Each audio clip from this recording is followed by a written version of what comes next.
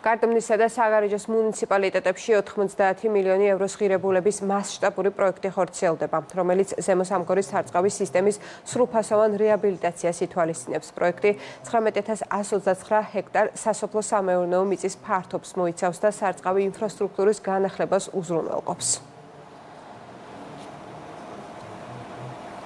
საქართველოს მელიორაციაში დაგეგმილია მნიშვნელოვანი რეფორმების როგორც სატარიფო რეფორმის ერთ-ერთი მნიშვნელოვანი ნაწილია რეფორმები ინფრასტრუქტურის ნაწილში. პროექტი მოიცავს სრულად გარდაბნის მუნიციპალიტეტს და გათვალისწინებულია ყველა რიგის, როგორც მაგისტრალური, ასევე ყველა რიგის გამანაწილებელი სისტემის რეაბილიტაცია. ქვემო ქართლი აგრარული რეგიონია და ჩვენი რეგიონისათვის განსაკუთრებით მნიშვნელოვანია სარწყავი სისტემების მშენებლობა, რეაბილიტაცია და განვითარება. პრეზენტატორებმა დეტალურად ისაუბრეს და დამსწრე საზოგადოებას გააცნეს ჩვენი პროექტი. ეს პროექტი მოიცავს რეგიონის მთელი სარწყავი სისტემების რეაბილიტაციას, სრულ რეაბილიტაციას, დანგრეული და არარსებული ინფრასტრუქტურის თავიდან ნაშენებას და არის ძალიან მნიშვნელოვანი პროექტი რეგიონის და ასევე მთელი ქვეყნის მასშტაბით.